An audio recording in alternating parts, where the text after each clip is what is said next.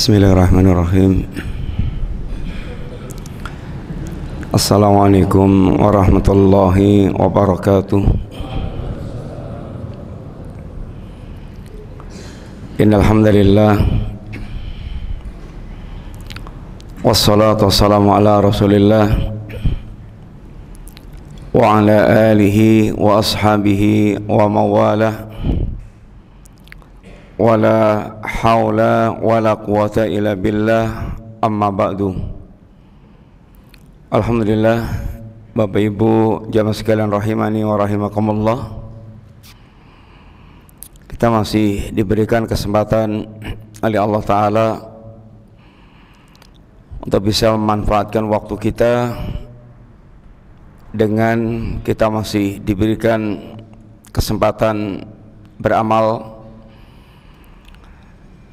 Yang mudah-mudahan Allah memberikan taufik kepada kita untuk selalu bisa menjadikan waktu-waktu yang Allah masih berikan pada kita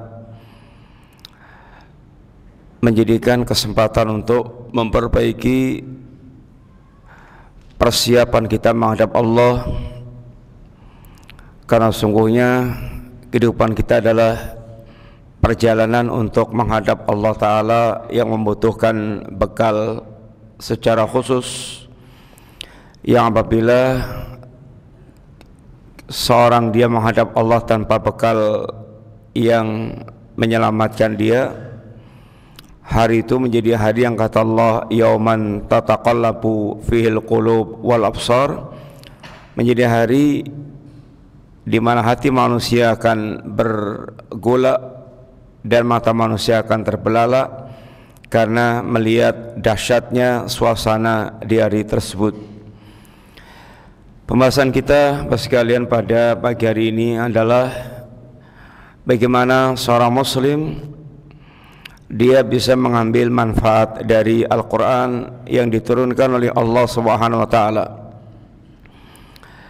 Satu di antara ayat yang tadi kita dengarkan dari bacaan imam kita adalah wa nunazzilu minal qur'ani ma huwa syifaa'un, dan Al-Quran itu diturunkan Allah Subhanahu wa Ta'ala yaitu menjadi syifa wa rahmah, dan menjadi rahmat.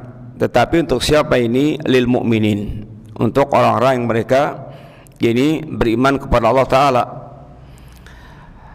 Adapun wala yazidudz zalimina illa khasara, adapun bagi orang yang mereka zalim, maka justru keberadaan Al-Quran hanya mendatangkan kerugian bagi mereka. Artinya sekalian, ada orang-orang yang mereka bisa mengambil manfaat dari Al-Quranul Karim, dan ada orang-orang yang mereka tidak bisa mengambil manfaat dari Al-Quranul Karim. Bahkan keberadaan Al-Quran hanya akan membuat mereka semakin rugi ini kehidupannya. Bagi orang mukmin sekalian, Al-Quran sangat bermanfaat. Yang Allah diantaranya menyebutkan tentang sifatul mukminin. Sifat-sifat orang mukmin adalah orang-orang mereka benar-benar sangat mengambil manfaat dari keberadaan Al-Quranul Karim. Di antaranya, apabila dibacakan pada mereka ayat Al-Quran, imannya pasti akan bertambah. Innamal mu'minuna alladzina idza dzukirallahu wajilat qulubuhum wa idza tuliyat alaihim ayatuhu zadatuhum imanan. Orang mukmin itu apabila dia dibacakan ayat-ayat, apabila diingatkan tentang Allah, maka hatinya akan ada rasa ada getaran-getaran hati, ada rasa takut kepada Allah Ta'ala, ada nyambungnya karena dia beriman kepada Allah Ta'ala. Dan kalau dibacakan Al-Quran, ini imannya dia akan ini bertambah. Ini adalah diantara sifat seorang mukmin. Demikian juga Bapak sekalian, Allah menyebutkan pula tentang orang mukmin walladzina idza dzukiru bi ayati rabbihim lam yakhirru 'alaiha summan wa umyanan.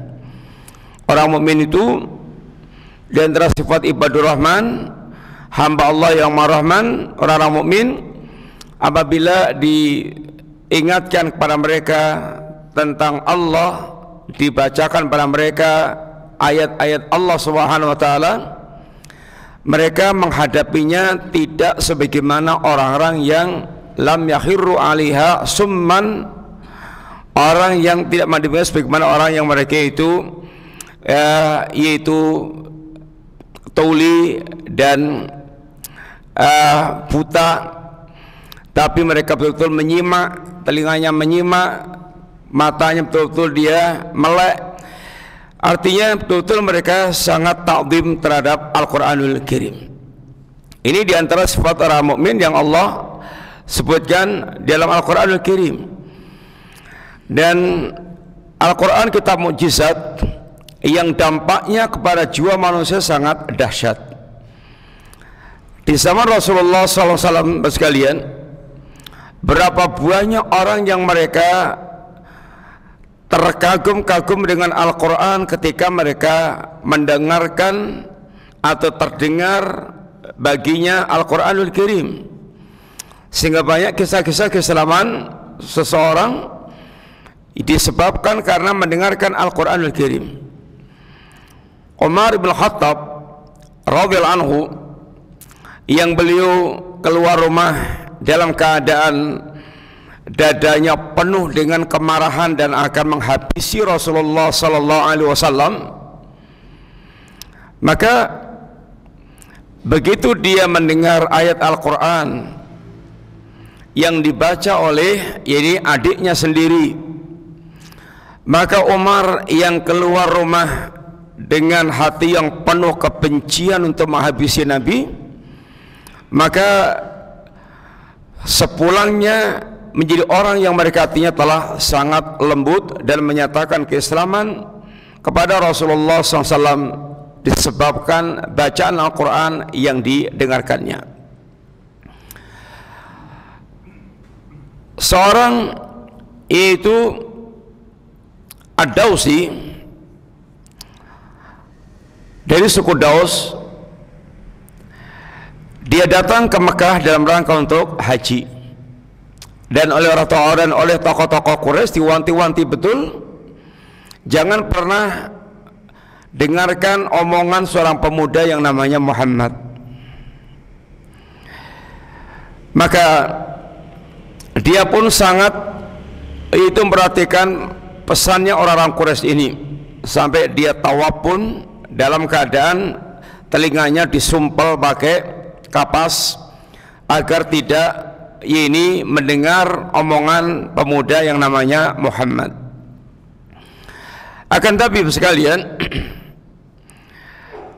ketika dia tawaf di Ka'bah dan Nabi sedang salat di sekitar Ka'bah, seriwing-seriwing bacaan Quran yang dibaca Nabi masuk ke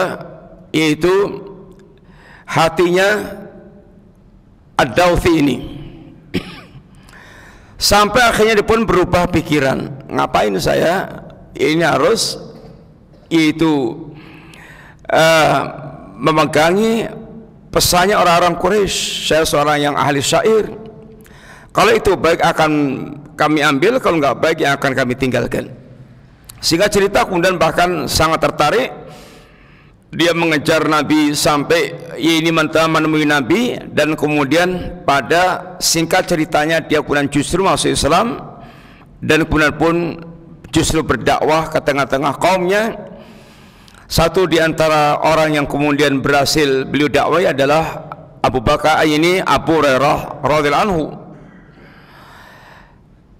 Kemudian tokoh-tokoh Quraisy sekalian sesungguhnya sangat terkagum-kagum dengan Al-Quranul Karim.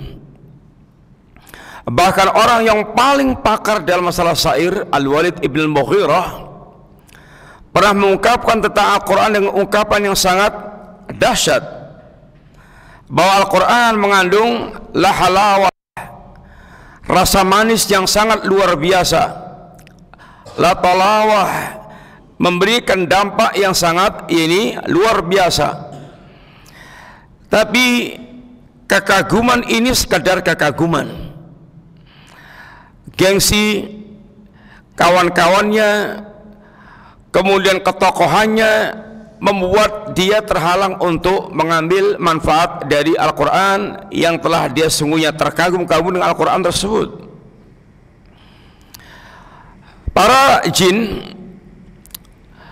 bagaimana mereka terkagum dengan bacaan Al-Quran yang dibacakan Rasulullah sallallahu alaihi wasallam.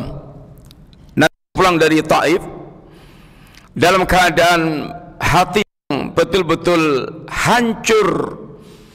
Keluar dari Mekah itu sudah dalam keadaan bagaimana Nabi karena tekanan-tekanan yang sudah nggak memungkinkan lagi berdakwah di Mekah, sehingga beliau ingin mengembangkan dakwah ke Taif.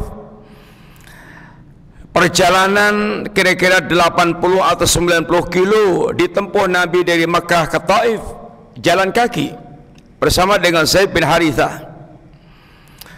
Tapi ternyata sampai di Taif, ketika menyampaikan dakwah, mengajak tokoh-tokoh Taif, Nabi justru mendapatkan ungkapan-ungkapan yang sangat menyayat hatinya.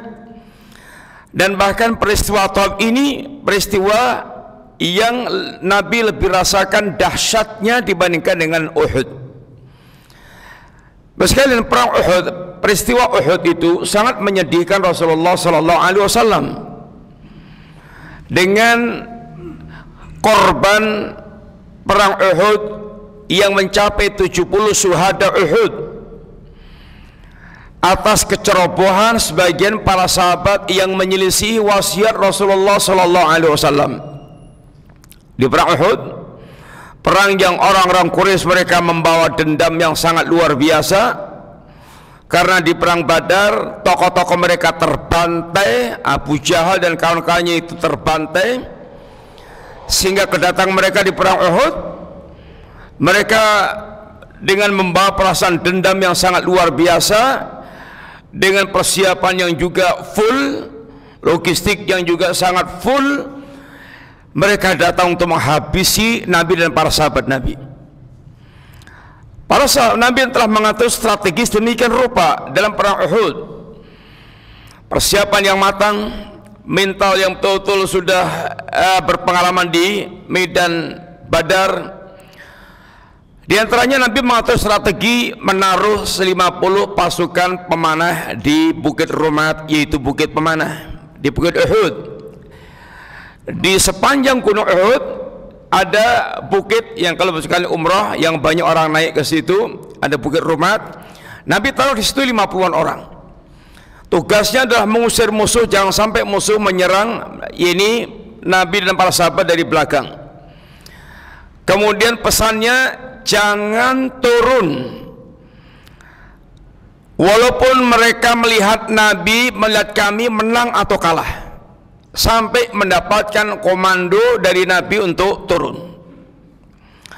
Di episode yang pertama, Mas sekalian, Allah berikan kemenangan gemilang kepada para sahabat Nabi, sehingga Khalid bin Walid yang masih jenderalnya orang-orang kafir di saat itu, pemimpin besarnya adalah Abu Sufyan.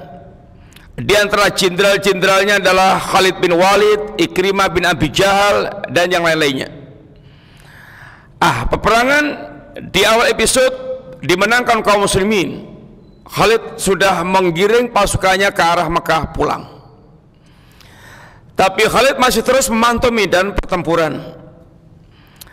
Kemudian ternyata dalam pantauannya itu, tahu-tahu para pemanah yang ada di Bukit Rumat ini, mereka turun dengan sangkaan perang telah selesai dan ingin bergabung dengan kawan-kawannya yang ada di bawah yang sudah mulai mengumpulkan ghanimah. Diingatkan oleh sang panglima, tidak ingatkah kalian wasiat Nabi, jangan turun walaupun kita melihat Nabi menang atau kalah. Tapi tidak dihiraukan, diabaikan. Turunlah kira-kira sekitar 40-an orang pasukan pemanah tersebut, sehingga di Bukit Rumat tinggal 10-an orang. Melihat suasana seperti ini, Khalid kembali menggiring pasukannya, yaitu balik lagi dan menguasai Bukit Rumat. Diajarlah yang di atas, mati semuanya, yang di bawah menjadi kacau balau. Bahkan ketika Mus'ab bin Umair terbunuh, maka mereka isukan bahwa mereka telah membunuh Nabi karena Mus'ab memang mirip dengan Rasulullah SAW. Mereka sebarkan isu Nabi telah meninggal.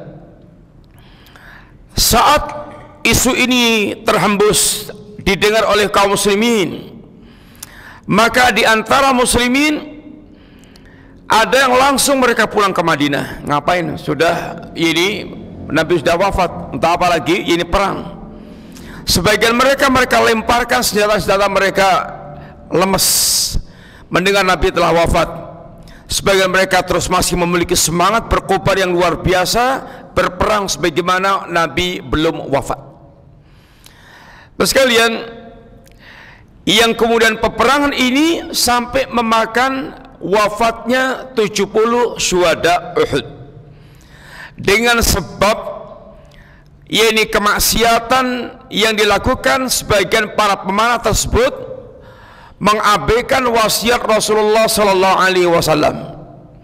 Di sini sekalian Allah memberikan pelajaran besar kepada kaum muslimin ketika mereka yaitu menggerutu anna hadza, kenapa kok bisa terjadi seperti ini? Ini musibah yang menimpa di saat ini perang Uhud. Kata Allah, huwa min indi anfusikum. Semua ini terjadi karena ulah kalian sendiri, yaitu menyelisih apa yang menjadi wasiat Rasulullah sallallahu alaihi wasallam. Sehingga jadi pelajaran besarnya diantaranya bahwa menyelisih Nabi adalah awal dari kelemahan dan kekalahan kaum muslimin. Sehingga Nabi pun pernah mengatakan, idza tabayatum bil ainah wa radiya wa khattum atnabal baqar wa raditum bizar'i sallatallahu alaikum dhullan la yanzihu hatta tarju ila dinikum.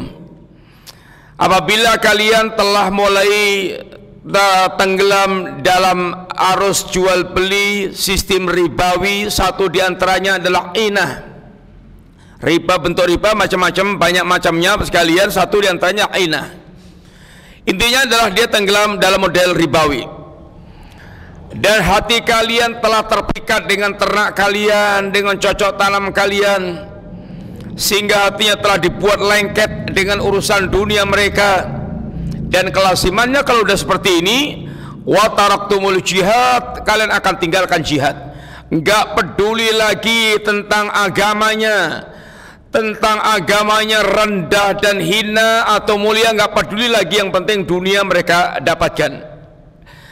Tidak peduli lagi dengan jihad, belajar agama, mengamalkan agama, mendakwakan agama. Tidak lagi peduli dengan jihad menghadapi serangan-serangan orang kafir, yang orang kafir dalam menyerang muslimin bisa dengan militer, bisa dengan pemikiran, perang militer. Tidak lagi punya ghirah untuk dia jihad melawan para penyimpang, sehingga dibiarkan penyimpangan terus menjalar di tengah-tengah muslimin. Dia tidak lagi memiliki semangat untuk berjihad melawan orang-orang munafik.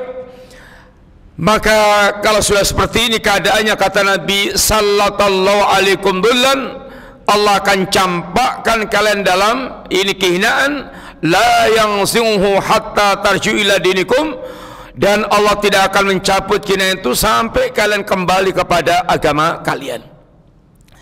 Sekalian, Nabi tegaskan, inna sighar wa dhillah ala man khalafa amri.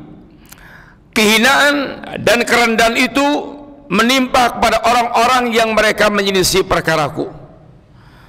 Sehingga kunci kehinaan menimpa muslimin adalah ketika mereka menyelisih apa yang menjadi ajaran Rasulullah sallallahu alaihi wasallam. Hari-hari ini Bapak sekalian, Kehidupan kaum muslimin persis yang digambarkan Rasulullah sallallahu alaihi wasallam. Yushiku an tada'a alaikumul umam kama tada'al akalatu ila qas'atiha. Hampir datang waktunya saat itu. Saat Nabi mengucapkan kalimat itu, hampir datang waktunya. Di zaman kita telah datang waktunya.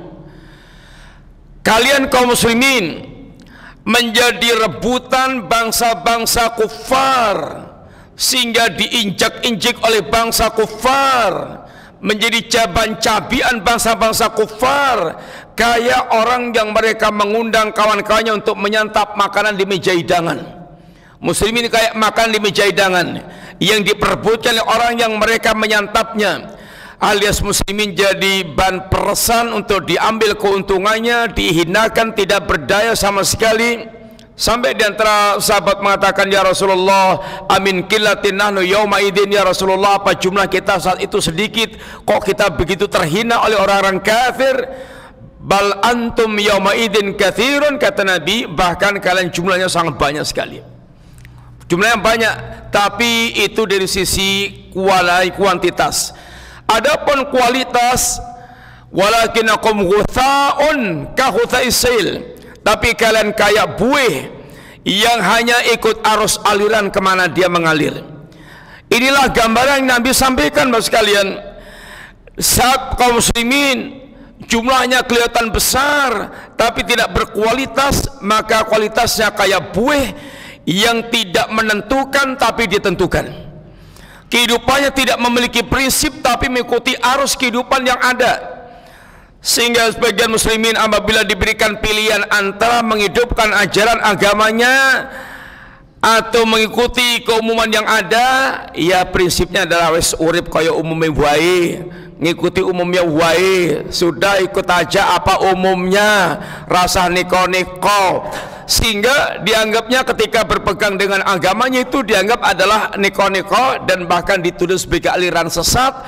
Yang bagus itu adalah ngikuti umumnya saja. Bapak sekalian, di saat seperti inilah dianggap ini Islam akan datang seperti yang Nabi katakan. Terkadang Islam justru dipandang aneh oleh orang Islam sendiri. Ajaran-ajaran Islam dipandang aneh oleh orang Islam sendiri. Di tengah merebaknya syirik, maka kehidupan bertauhid adalah sesuatu yang dianggap aneh dan bahkan sesat. Di tengah-tengah bid'ah yang merebak di tengah-tengah muslimin, maka berpegang teguh dengan sunnah dianggap sesuatu yang aneh dan dianggap aliran sesat. Ini yang dikatakan Nabi, badal islamu ghariban wa sa'udu kama bada'a fatubalil ghuraba. Islam datang di awal kali dalam keadaan asing, aneh dalam pandangan mata Abu Jahal dan kawan-kawannya yang merasa mewarisi agama Nabiullah Ibrahim.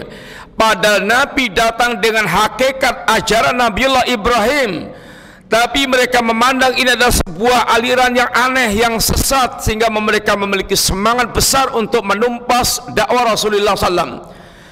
Sampai kemudian dakwah berkembang, kemudian Islam menyebar, dan kemudian menjadi sangat umum di tengah-tengah manusia. Tapi akan datang satu saat, ini Islam dalam kondisi dipandang aneh oleh kaum Islam, kaum muslimin sendiri, ketika telah tersebar banyak penyimpangan-penyimpangan, sehingga yang dikatakan agama itu yang menyimpang-nyimpang tersebut. Adapun ketika dihidupkan aslinya ajaran agama, maka dipandang sangat aneh dan sangat itu mengherankan. Bos kalian, di perang Uhud ini Nabi sangat sedih sekali. Sedihnya diantaranya adalah karena wafatnya 70 syuhada Uhud. Lebih-lebih satu diantaranya adalah yaitu sang paman tercinta Hamzah bin Abdul Muthalib. Tetapi ternyata ada yang lebih menyedihkan Nabi lagi. Setelah Nabi juga sendiri terluka di perang Uhud sampai giginya rompal. Tapi ada yang lebih menyedihkan Nabi, yaitu saat Nabi menawarkan ini ke tokoh-tokoh Taif, yang ternyata mereka memiliki kalimat-kalimat yang lebih tajam sayatannya dibandingkan dengan pedang. Ungkapan-ungkapan yang sangat menghinakan Rasulullah SAW. Sampai kemudian Nabi keluar dari Taif pun diusir dalam keadaan yang sangat menghinakan. Para budak mereka suruh berjajar berbaris. Nabi keluar dari barisan para budak ini dalam keadaan dilempari dengan batu-batu sampai Nabi berdarah-darah. Sampai ketika Nabi telah keluar dari barisan ini pun mereka mengejar lagi dari belakang, ngetutkan Nabi sampai Nabi berlindung ke sebuah pohon anggur. Nabi, bagaimana rasa hancurnya hati Nabi, yaitu mendapatkan pelakuan orang-orang Taif tersebut. Sampai kemudian di antara hiburan yang Nabi dapatkan adalah ketika beliau menjelang yaitu masuk Mekah di lembah Nakhlah, sekelompok jin mendengarkan bacaan Nabi, dari menyimak, mendengarkan sampai beriman dan sampai kemudian pulang menjadi dai mengajak kepada kaumnya. Wa idh sarafna ilaika nafara minal jinni yastami'una al-Qur'an. Ingatlah ya Rasulullah SAW ketika sekelompok jin kami giring untuk mendengarkan Quran yang engkau baca. Falamma hadaruhu qalu ansitu. Ketika mereka telah hadir dekat kepada Nabi, mereka bilang pada teman-temannya, wahai kawan-kawan, dengarkan, simakkan baik-baik. Inilah tahapan kita mencari ilmu. Pertama mendengar, menyimak baik-baik, kemudian memahami. Kata Nabi, naddarallahu ra'a sami'a maqalati. Mudah-mudahan Allah membuat wajahnya seorang berseri-seri. Siapa itu? Yang pertama, orang yang mereka mendengar perkataanku. Fawa'aha, lalu dia mencerna, memahami dengan baik. Wa hafidhaha, dia menghafalkannya. Wa ballaghaha, lalu dia menyampaikan kepada manusia. Ini tahapan kita belajar dan sampai menyampaikan. Pertama mendengar, kedua menyimak, menghafalkan, menyampaikan kepada manusia. Ini adalah di antara tahapan kita belajar sampai kita menyampaikannya. Bapak sekalian, keberadaan para jin mendengarkan bacaan Quran Nabi. Falamma qudiya, ketika mereka telah selesai, ini wallahu ila qaumihim mungdirin, mereka pun kembali kepada kaumnya. Dari mendengar kemudian beriman, kemudian mereka datang kaumnya sudah menjadi dai yang mengajak mereka untuk beriman kepada Al-Quran. Ya qaumana, wahai kaum kami, inna sami'na kitaban unsila min ba'di Musa. Wahai kaum kami mendengar Al-Quran yang diturunkan Allah setelah Nabiullah Musa, mendengar kitab yang diturunkan setelah Nabiullah Musa, musaddiqan lima baina yadayhi, yang membenarkan kitab-kitab terdahulu, membenarkan Taurat, membenarkan Injil, wa yahdi ilal haqqi wa ila tariqil mustaqim, dan membimbing kepada jalan yang lurus, dan ini jalan yang ini membimbing kepada kebenaran dan membimbing kepada jalan yang lurus. Ya qaumana ajibu da'iyallahu wa aminu bi, wahai kaum kami, ini sambutlah seruan dai yang mengajak kepada Allah, dan berimanlah kalian dengan Al-Quran yang telah diturunkan Allah. Ini sekelompok jin yang mendengar Al-Quran lalu sangat tertarik, lalu beriman, kemudian pulang menjadi dai. Maka ini merupakan bagian hiburan Rasulullah SAW sepulang dari Taif. Di antara hiburan-hiburan yang lainnya yang Allah berikan kepada Nabi sepulang dari Taif, termasuk di antaranya pertemuannya dengan Jibril, yang bahkan Allah memerintahkan malaikat gunung untuk melakukan apapun yang Nabi inginkan. Seandainya Nabi perintahkan malaikat gunung mengangkat gunung itu untuk menghancurkan kaum Taif, dia akan lakukan. Ini diangkatlah gunung, dihancurkanlah kaum Taif. Tapi bahkan Nabi berujar, tidak wahai malaikat, bal arju ayukhrijallahu min aslabihim man ya'budullaha wahda la yusyriku bi syai'an. Enggak wahai malaikat, justru aku ingin sekali seandainya Allah keluarkan dari tulang sulbi mereka orang yang mereka hanya beriman kepada, menyembah kepada Allah semata dan tidak menyekutukan Allah Subhanahu wa taala. Bapak sekalian, yang kita ambil adalah kisah bagaimana ketertarikan jin kepada Al-Qur'anul Karim. Sehingga Al-Quran kitab mujizat yang memberikan dampak yang sangat besar pada jiwa manusia. Tapi ini membutuhkan kriteria-kriteria khusus untuk kita bisa mengambil manfaat Al-Quranul Karim secara umum. Bapak sekalian, yang Al-Quran sungguhnya harusnya berdampak pada hatinya orang yang mereka beriman. Tapi ada orang-orang yang mereka merasa beriman, tapi Quran tidak berdampak sama sekali. Ini yang dicela oleh Allah Subhanahu wa taala. Alam yakni lilladzina amanu an takhsha qulubuhum li dzikrillah wa ma nazala minal haqqi. Apakah belum datang waktunya orang-orang mukmin itu hatinya lembut, hatinya khusyuk, Dengan apa? Dengan mengingat Allah dan dengan disebabkan turunnya Al-Quran yang Allah turunkan. Hati seorang mukmin sekalian, harusnya mereka hatinya ada rasa pengagungan kepada Allah Subhanahu wa taala, sehingga dia menyembah Allah, mentauhidkan Allah, membenarkan apa yang datang dari Allah. Dia sami'na wa ata'na, dia betul-betul hatinya akan bersimpuh sujud di hadapan Allah, bukan tampil sebagai orang-orang yang sombong kepada Allah Subhanahu wa taala. Hatinya keras kayak batu sehingga tidak bisa mengambil manfaat apapun yang datang dari Allah Subhanahu wa taala. Sehingga sebagian kaum muslimin, bukannya mereka mengagungkan Al-Quranul Karim, tapi memiliki ambisi yang sangat besar. Seandainya dia bisa merubah-rubah Al-Quran untuk menyesuaikan dengan hawa nafsu mereka, sehingga tidak memandang Al-Quran kitab yang sakral, kitab yang merupakan kalamullah, yang merupakan perkataan Allah yang sangat tinggi nilai sastranya, yang sangat tinggi nilai kandungannya, tapi dia otaknya dalam keadaan memandang Al-Quran kayak kitab picisan, sehingga tidak memiliki penghargaan yang sama sekali dengan Al-Quranul Karim. Bagaimana dia samakan Quran dengan komik-komik atau buku-buku manusia, seakan dia memiliki hak untuk bisa merubah-rubah Al-Quran yang sudah tidak lagi bisa mengikuti zaman. Bapak sekalian,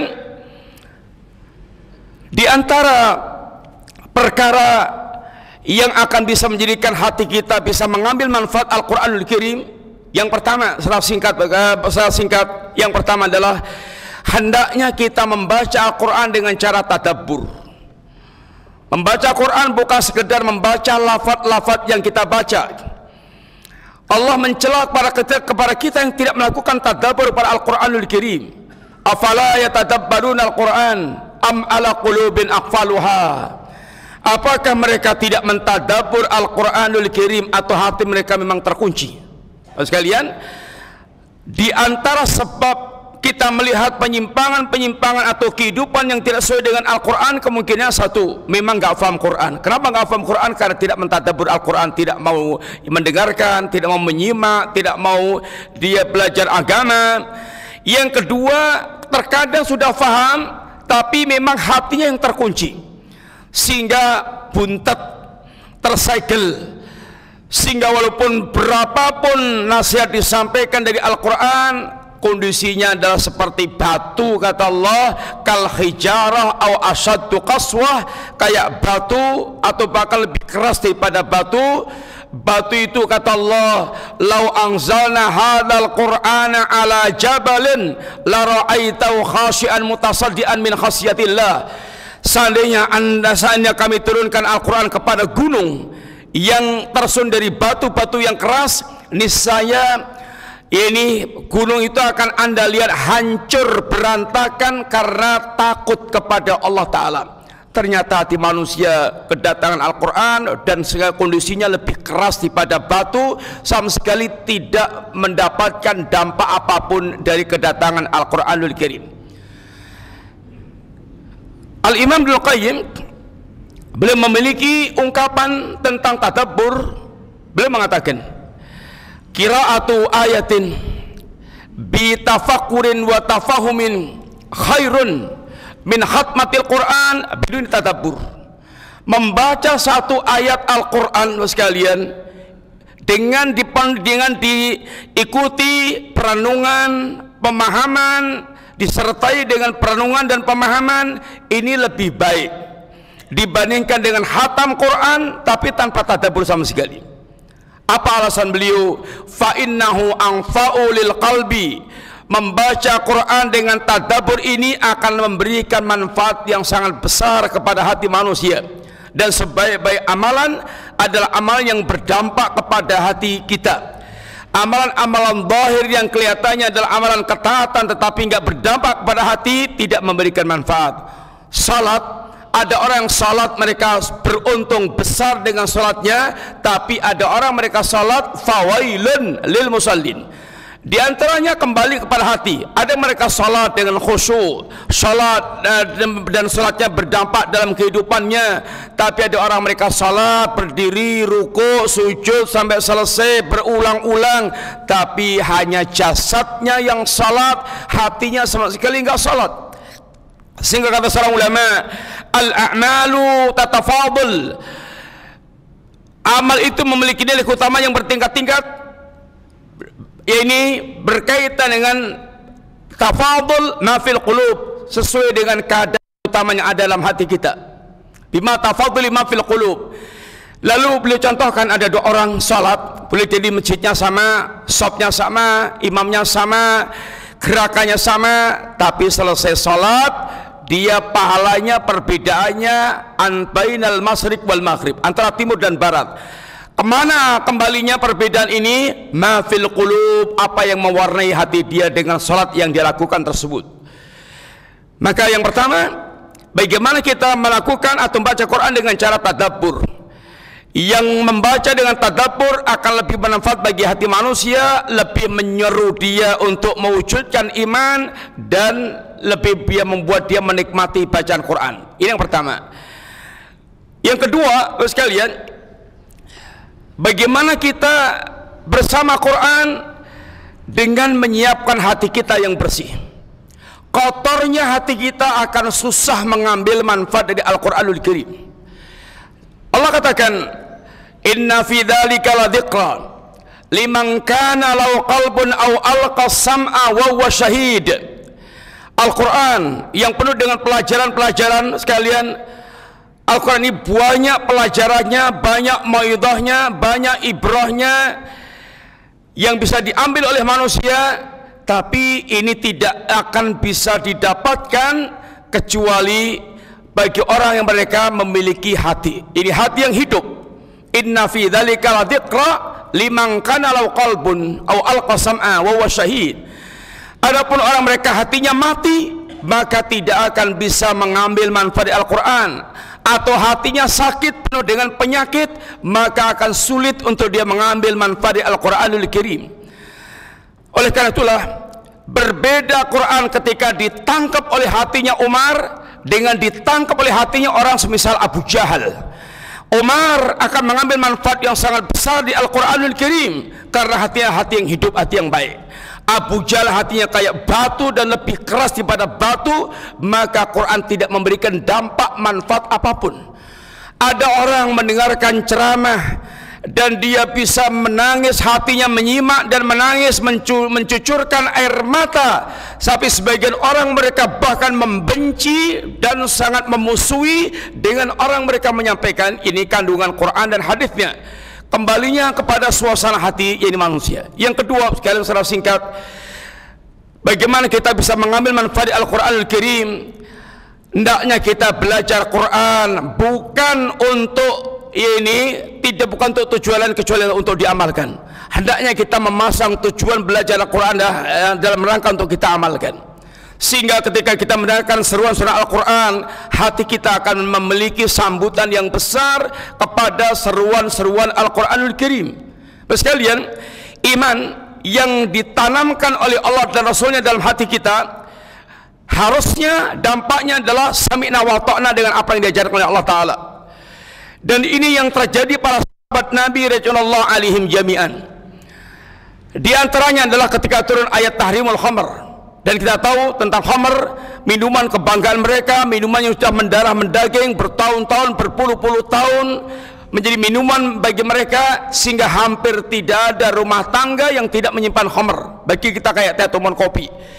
Tapi ketika Nabi telah siapkan pondasi iman, ada rasa pengagungan kepada Allah, ada ini bayangan tentang kehidupan, gambaran tentang kehidupan yaumul akhir, hati mereka betul melihat seperti di depan mata semuanya itu. Maka begitu turun ayat Al-Quranul Karim, ya ayyuhalladzina amanu wahai orang-orang yang beriman, innamal khamru, sesungguhnya khamr, wal maisir, dan judi, wal ansab, dan menyembah berhala, wal aslam, mengundi nasib, rijsun min amal syaitan, ini semuanya amalan najisnya syaitan, fastanibuhu, tinggalkan, dijauhkan dari kalian semuanya, la'allakum tuflihun, agar kalian beruntung.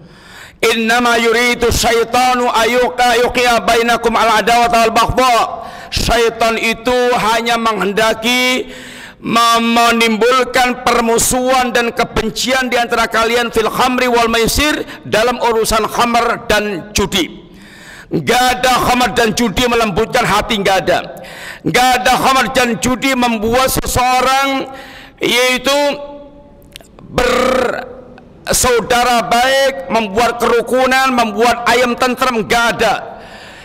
Tapi biang kerak ini kerusakan, permusuhan, kemudian kekacauan, ini adalah diantaranya khamr dan judi. Tapi ini yang sekarang berkembang di kota kita, banyak kantor dibuka seluas-luasnya, jualan khamr, seakan-akan berharap menjadi generasi mendem, generasi yang suka mendem, sehingga akan membuat kekacauan yang besar. Ini adalah keprihatinan seorang yang mestinya mereka punya perhatian dengan agama Allah Subhanahu wa taala.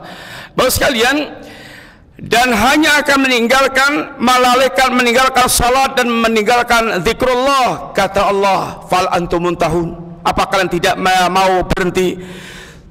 Nabi ketika ingin menyampaikan undang-undang khamr ini enggak perlu repot-repot, hanya cukup mengutus satu orang keliling penduduk Madinah, membacakan ayat menyampaikan ala innal khamra qad hurimat, maka tidak ada seorang pun mukmin yang hatinya telah beriman kepada Allah dan yaumul akhir mendengar utusan Nabi kecuali jawaban mereka, intahaina ya Rab, intahaina ya Rab, ya Rab, kami tinggalkan ya Rab, menyambut seruan Allah Subhanahu wa taala. Sekali ini dampak iman ketika masuk dalam hati seorang, bagaimana mereka menghadapi Quran penuh dengan sami'na wa ata'na. Dan masih banyak kiat yang lainnya sekalian, hanya waktu kita sangat terbatas. Mudah-mudahan manfaat. Ini dua kita sampaikan, semoga manfaat. Dan sekali lagi minta maaf. Jazakumullahu khairan, maturun. Wa sallallahu ala nabiyina Muhammadin wa ala alihi wa sahbihi wa salam. Subhanakallahumma wa bihamdika asyhadu an la ilaha illa anta astaghfiruka wa atubu ilaik. Assalamualaikum warahmatullahi wabarakatuh.